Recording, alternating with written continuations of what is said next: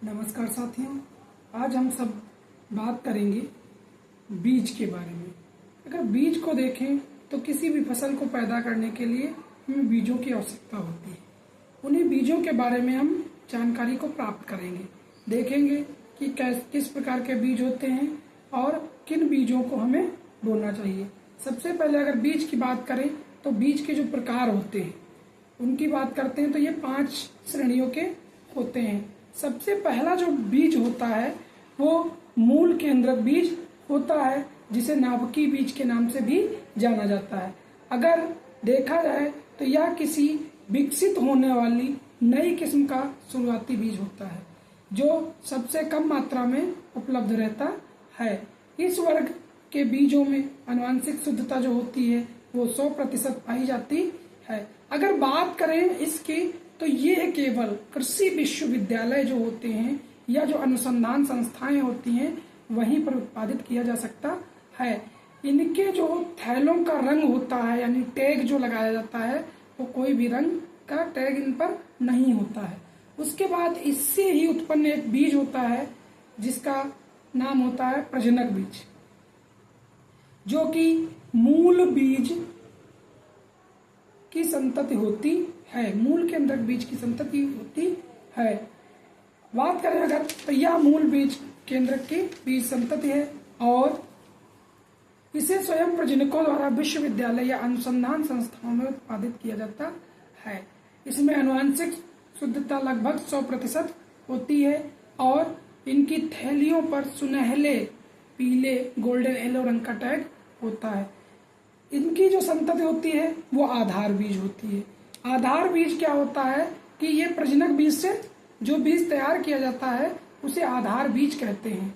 यह बीज राष्ट्रीय बीज निगम, पंजीकृत निजी संस्थाओं या बीज प्रमाणीकरण संस्थाओं द्वारा तैयार किया जाता है।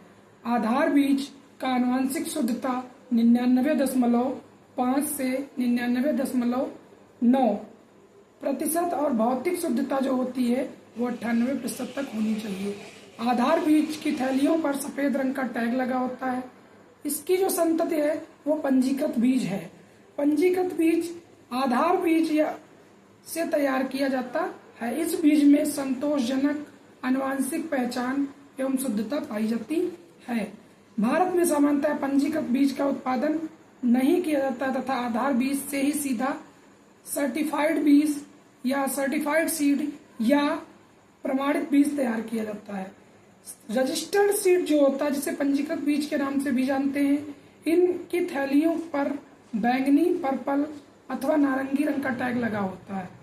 बात करते हैं अगर प्रमाणित बीज या सर्टिफाइड सीड की तो यह बीज सामान्यतः आधार बीज से तैयार किया जाता है।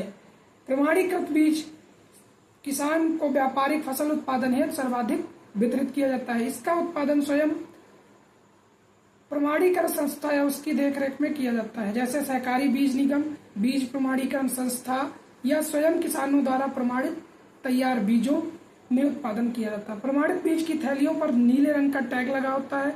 इनकी आनुवंशिक शुद्धता एवं भौतिक शुद्धता 98% से अधिक होती है।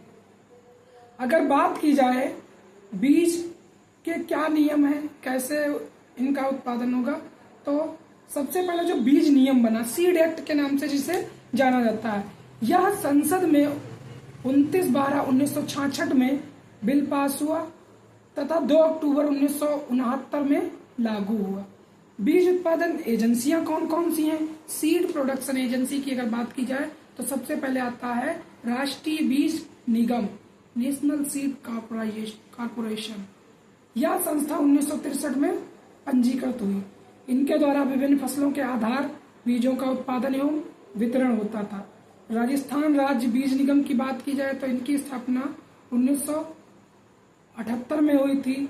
अब बात करते हैं कि जो बीज होते हैं उनके जीवन की क्षमता क्या होती है उसके बारे में। तो सबसे पहले इसको जानने के लिए हम टेट्राजेलियम परीक्षण या टेट्राजेलियम टेस्ट करते हैं, जिसमें 2,3,5 टेट्राजेलियम क्लोराइड या ब्रोमाइड नामक रसायन के 1% घोल में बीजों को डुबाते हैं, जिससे बीजों का रंग गुलाबी या लाल हो जाता है। इस परीक्षण को जैविक टेस्ट या बायोलॉजिकल टेस्ट भी कहा जाता है। अगर बात की जाए तो जीवित बीजों का रंग या गुलाबी फार्मोजन के कारण होता है। दूसरी जो विधि है वो पोटेशियम परमैंगनेट विधि है, जिसे KMnO4 के नाम से भी जाना जाता है। यह बीज के जीवन क्षमता ज्ञात करने की गुणवत्ता युक्त विधि है। इस विधि में बीजों को KMnO4 के घोल में डाला जाता है, जिससे घोल शोषित करने के बाद जो इसमें खराब बीज होते हैं यानी मरे हुए बीज होते हैं उनका रंग बदल जाता है। और कई सारे परीक्षण है जिसमें आता है गोल्डेक्स परीक्षण, इंडिगो कार्माइन विधि, ये सारे परीक्षण आते हैं। इसके बाद हम बात